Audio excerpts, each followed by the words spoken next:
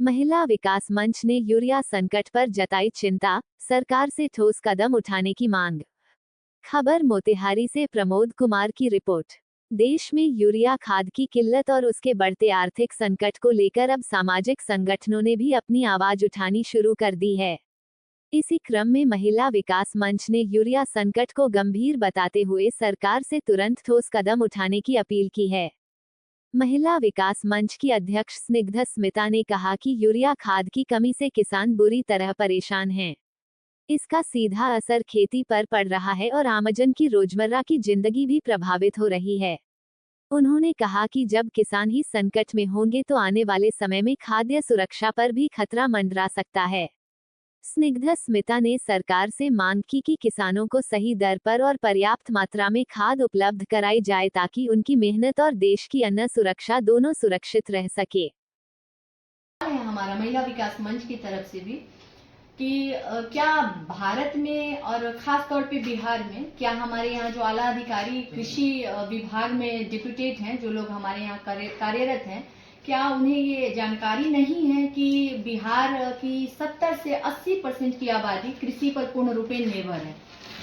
दूसरी एक बात और भी है इसके साथ कि हमारे यहाँ बिहार में कृषि अर्थव्यवस्था का एक मुख्य साधन भी है, क्योंकि इससे उनकी आजीविका चलती है, किसानों की आजीविका। यहाँ वो खेती करते हैं जिसमें दलहन, मक्का, धान, गेहूं, इसके साथ साथ सब्जियां भी उत्पादित करते हैं समय समय पर, ताकि वो इसे बेच के बाजार में, मंडी में बेच के वो अपने घर के खर्चों को पूरा कर सके। लेकिन आज जो मैं स्थिति देख रही हूँ और चाहती भी हूँ कि ऐसा न हो, अगर हमारी संस्था से जिस तरह की भी हेल्प होगी वैसी हेल्प हम लोग करेंगे। हमारा काम भी है कि गलत के खिलाफ आवाज उठाना। और किसानों की जो दुर्दशा देखी है मैंने खाद को लेने के लिए, तो उससे मैं बहुत आहत हूँ। दिल से मैं इस बात से आहत हूँ कि जो किसान पूरे लोगों का पेट भरता है, पूरी आबादी का पेट भरने की ताकत रखता है, वो किसान आज खुद परेशान है एक बोरा खाद के लिए। कम से कम ये तो होना चाहिए था कि जो ऑन रोड जो चीजें हमें मिलती हैं, जैसे हमारे मेकअप का सामान, जैसे हमारे कपड़े, जैसे हमारे जूता चप्पल, सब कुछ हमें ऑन रोड मिल जाता है, इजी वे में मिल जाता है। तो क्या ये मतलब नहीं हो सकता है क्या कि जिसमें किसानों को खाद भी आसानी से मुहैया कराई जा सके और उनकी जितनी जरूरत हो उतनी उन्हें मिल सके।